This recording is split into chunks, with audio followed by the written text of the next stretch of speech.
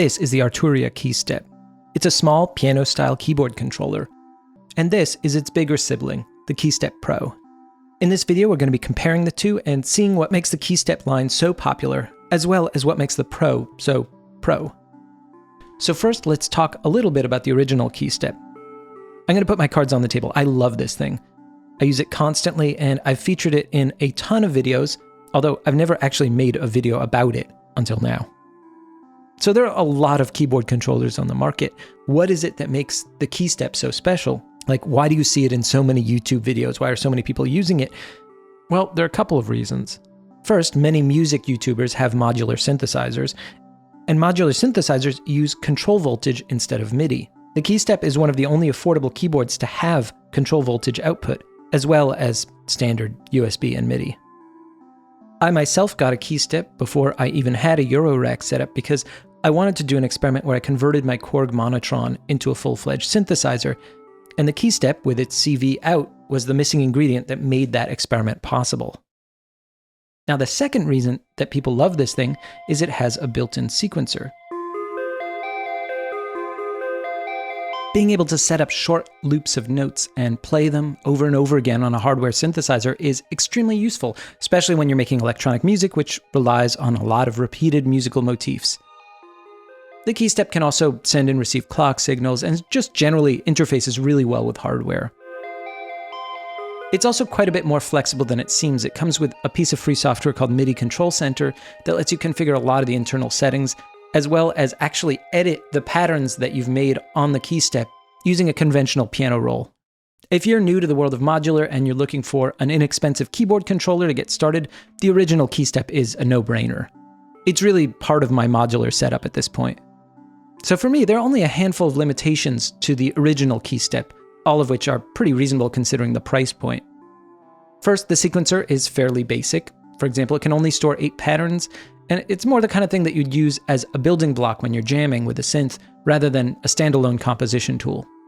Second, the original Keystep can only hook up to one device at a time. Well, I guess you could hook it up to a MIDI and CV out, but you'd be sending the same notes to both places. As my synth collection grew, I started to wish that I could make sequences using more than one synth at the same time. In comes the Keystep Pro, which addresses all of these limitations and adds way more features. It can sequence up to 4 external devices, either using MIDI or the dedicated control voltage outputs.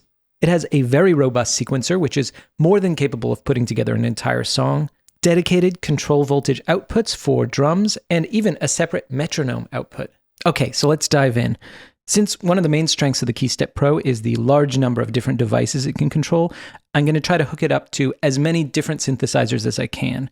I've got my modular setup over on the right-hand side, my Microfreak on the left, a Korg Volca Keys, which is going to be serving as a bass synth, and finally the Arturia Drum Brute Impact, which is a very nice sounding analog drum machine. So first things first, before I record my patterns, I need something to keep beat for me. The Keystep Pro, of course, has a built-in metronome, but since I have a drum machine hooked up to it, I might as well just use the kick drum from there. I have channel 1 set to drum mode. As you can see here, there's 2 buttons, sequencer and drum, and this one is set to drum. And that's going to mean the sequencer operates a little bit differently than it does for the other melodic voices. Each key corresponds to a different drum on the drum brute.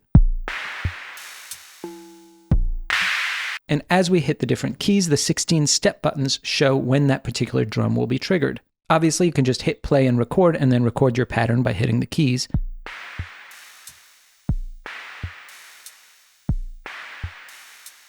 For this task, I'm actually just going to use the 16 step buttons to enter the pattern manually.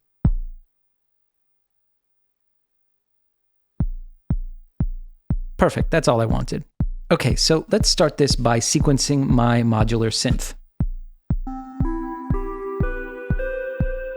I'm using Mutable Instruments Platts as my oscillator, and I'm actually not using any other modules along with it. So if I play notes on the keyboard, you can see that it is sending control voltage out to the modular synth, and we get sound. One super important thing to note, by default, all of the patterns are in polyphonic mode, and as you can see here, when I hold down Shift, a little light shows up over the word poly. This sequencer is completely polyphonic, which is really awesome when you're trying to sequence chords. In this case, my modular synth is monophonic, which means that it can only play one note at a time. So I'm going to hold down Shift and switch into monophonic mode. That's just going to make my life a little bit easier. As with the drum mode, there are several ways of getting our pattern into the sequencer. The first of these is step recording. I can hit record without hitting play. As you can see, the cursor is positioned on the first step. Any note that I play will get put into that first step, and then the cursor will move forward. And then from that point, I play another note and the cursor moves forward again, so on and so forth. If I make a mistake, I can always go back and hit the step I want to redo and just hit another key.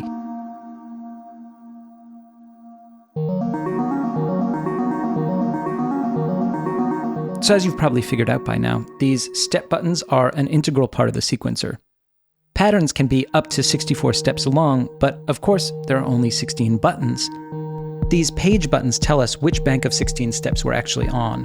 When we're on the first page, we're basically seeing steps 1 through 16. When we're on the second page, we're seeing steps 17 through 32, etc., etc. Okay, so let's record a little sequence.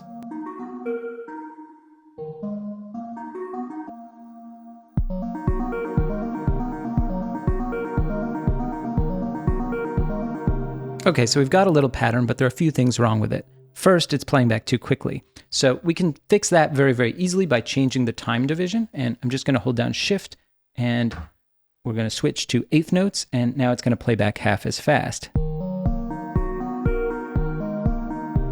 The other problem is there's some notes that I actually don't like. So another important aspect of the sequencer are these 5 knobs. These 5 knobs allow you to enter specific parameters for each step. The first one, pitch, is the note's pitch. And actually, that's probably the one we're most likely to use right now. So let's play back our sequence. So there's a bad note there. I think it's 13. So what I'm going to do is I'm going to press Step Edit.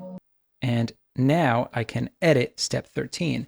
And you can see as I turn the knob, the little dot moves. So for example, if I decide that I actually want the note to be this, I can just hit this and then move the pitch until it gets to the one that I actually want.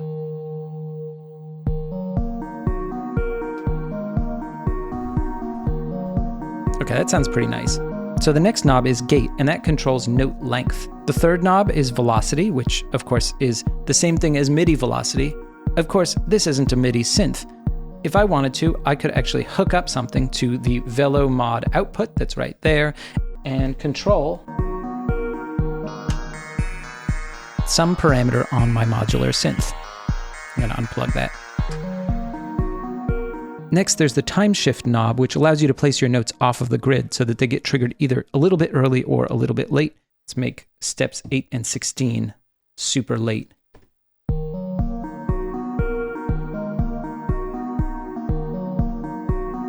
Finally, there's a randomness knob, which, when you're in sequencer mode, controls the probability that a note will get triggered. 100% means the note will definitely play, and 0% means the note definitely will not play. 50% means 50-50. So here, I'm going to set randomness for step 16 to 50%, and for step 8 as well, and we can see the results. So yeah, sometimes those notes play, and sometimes they don't. Moving on, let's sequence the Microfreak. Since a Microfreak is polyphonic, this time we're going to leave the sequencer in poly mode. I'm just going to hit record and record something.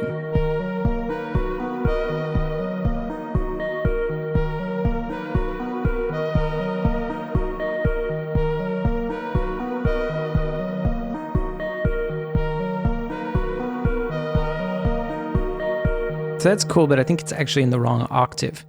So as it happens, there are a bunch of editing tools here underneath these buttons. If you look, there are tiny labels in blue. And there are many useful transformations you can do on your pattern. For example, octave down, octave up, semitone up. You can nudge things left or right, which I find myself using pretty much constantly. Very, very useful stuff. I'm going to bring it up an octave.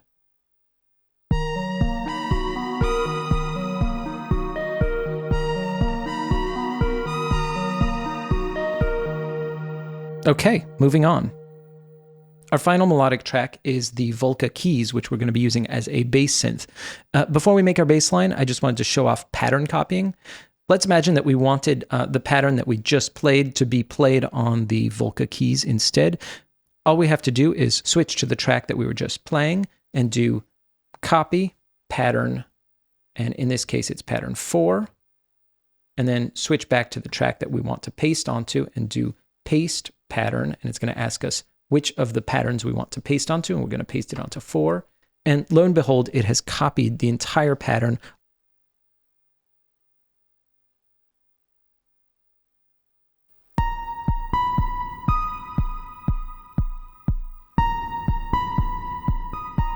The copying and pasting functionality on this sequencer is very, very powerful. You can copy patterns, you can copy, I think, chains. You can definitely copy individual notes too, and then paste them all over your pattern, which is actually very, very useful. Of course, in this case, for the bass line on this pattern, I just want super boring quarter notes, nothing too adventurous.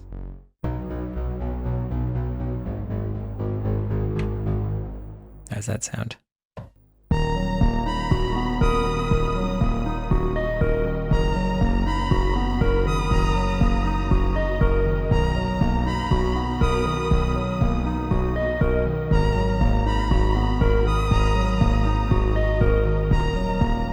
Okay, we've got our basic pattern. I think now we can return back to the drum brute and program some drums.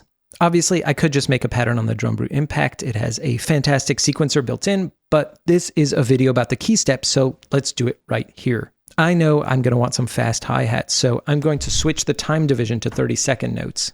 I'm also going to expand the pattern from 16 steps to 32 steps right off the bat, because now that I've switched to 30-second notes, those 32 steps are going to go by really, really fast.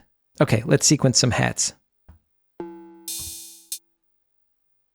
I'm just going to make this beat visually without actually listening to it as it plays back. Let's see how that sounds. It's a little too hectic.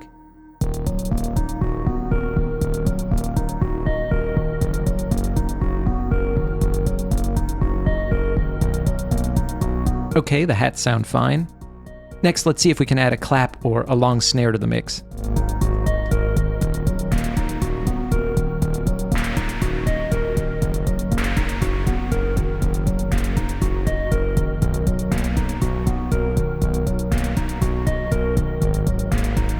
Okay, and just like that, we have a little pattern.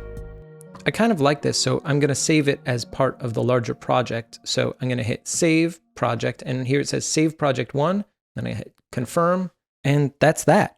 Now when I turn off the keystep and turn it back on, it will have remembered all of my different patterns. So that's pretty much how the sequencer works. And for each voice, you can have up to 16 patterns per project. For example, here's another beat that I made yesterday.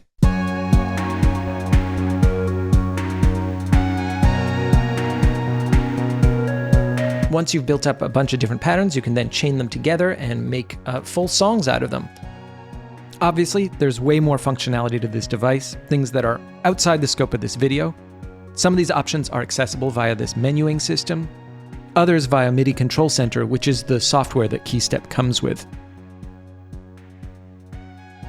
People don't often wax poetic about keyboard controllers. I mean, on their own, they don't even produce any sound. Still, the Keystep series has clearly won a place in people's hearts, and it's owing in large part to its focus on hardware integration. The last 10 years have seen a huge rise in so-called DAW-less setups, a renewed interest in making electronic music without the use of a computer. And the Keystep Pro is ideally suited for such setups.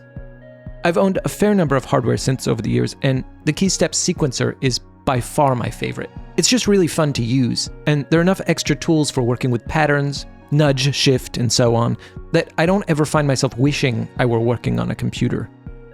If you work with hardware synthesizers and are in need of a controller with a robust sequencer, I can strongly recommend it. If you enjoyed this video, it'd be great if you could hit like, and if you haven't done so already, now's a great time to subscribe. I've got a ton of videos on the way. See you soon.